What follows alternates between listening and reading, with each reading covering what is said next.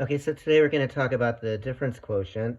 The difference quotient is just this expression that we're constructing. It's not an equation. We're not setting anything equal to 0. We're not solving for x or anything like that. It's just this expression that we're constructing, and we're doing it based on any particular function. So I haven't specified a function yet, but in general, the difference quotient would just be for any particular function, you would first take f of x plus h, then you would subtract f of x, right? So that's your difference. And then you would divide all of that by h. That's why it's called a difference quotient. We're taking a difference and then we're making a quotient out of it. We're dividing it by h, and h is just any constant. We just specify that h, of course, can't equal 0. So the difference quotient is an important concept. You'll see this will come up in calculus. It serves as a precursor or a stepping stone when you learn how to evaluate a derivative. But we're not going to worry about any of that now. Right now, we're just basically going to evaluate these difference quotients for particular functions. So let's just take an example. Let's just come up with some function. Let's use f of x equals x squared. So just, to review evaluating functions in general, right? Let's say I wanted to evaluate this function for a particular value of x. Let's say we wanted to evaluate it when x equals 2. So we would evaluate f of 2.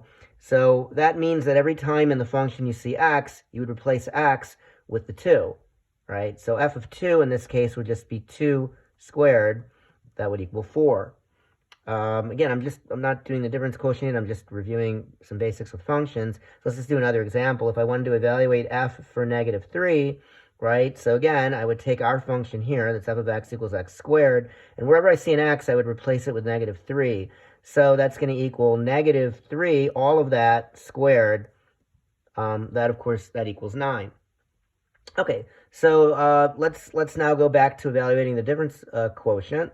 So we need to evaluate this term, f of x plus h. So just like we did here, but instead of replacing x with a number, we're just going to replace x with x plus h. So every time you see x, just replace that with x plus h, and then carry out the function. So for this example then, f of x plus h would equal x plus h, all of that squared. So we can calculate that. So that's just x plus h times x plus h. So let's evaluate that. So we can just FOIL it out. Let's see, we got x squared, and then what do we have? We got an hx over here, but we have another hx over there. So that's plus 2hx, and then finally plus h squared. So that's the term, f of x plus h. So let's already start, writing out and evaluating the difference quotient, right? So let's see, we got f of x plus h. Let's write that out. So we'll write out x squared plus 2hx plus h squared, right? That's our f of x plus h expression. I'm just rewriting it here. And now let's subtract from that f of x. So f of x, that's just our function. That's it. It's just that in terms of x. So we can just subtract out. Let's subtract out x squared and all of it over h. Don't forget, of course, that what we're doing at the end of the day is we're dividing it all by h. So we could simplify this. Let's see. Let's collect terms. Well, let's see. Here's an x squared. Here's a minus x squared. So we can just cancel those out. And what are we left with? 2hx plus h squared, all of that over h. Now we can simplify this some more. Let's see. So there's a common factor here in the terms in the numerator. There's a common factor of h. So why don't we factor that out? So that's going to be h times 2x plus h. And of course, again, we're dividing all that by h. So what do we have now? Well, it looks, now that we factor that h out, we see that cancels with the h in the denominator. So that just leaves us with 2x plus h. And that's the answer. That 2x plus h is evaluating the difference quotient for the particular function of f of x equals x squared.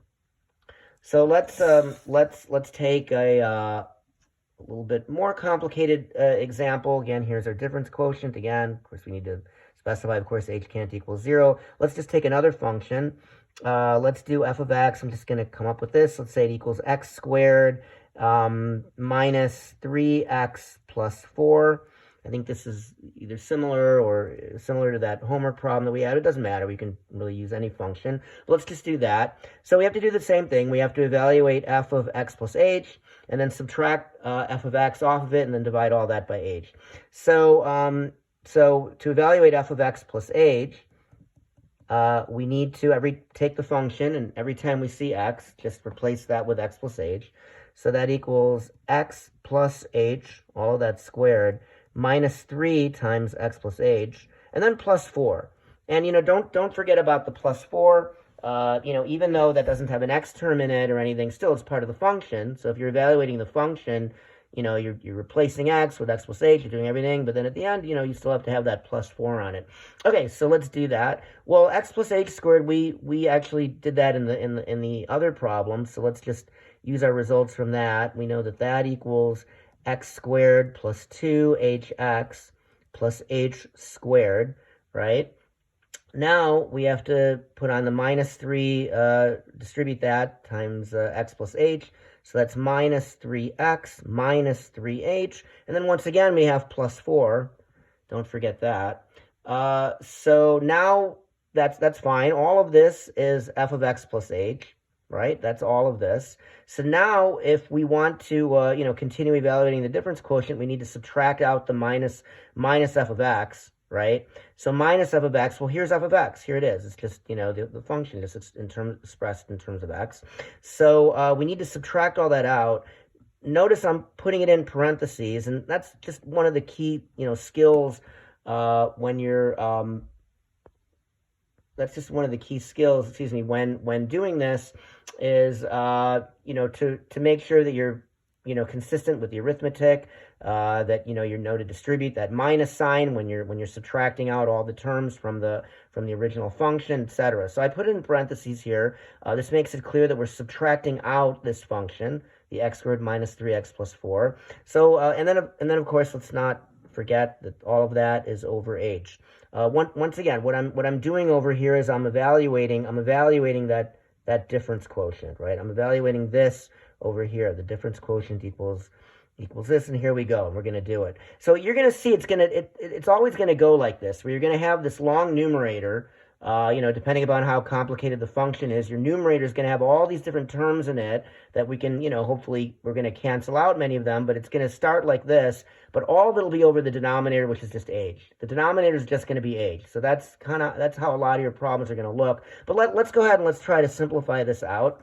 So, so let's see. Well, we've got x squared plus 2hx plus h squared minus 3x minus 3h plus 4, and now minus x squared. Let's see, distributing that minus sign, minus a minus 3x means plus 3x, and now minus 4, okay? And all of that, once again, over h.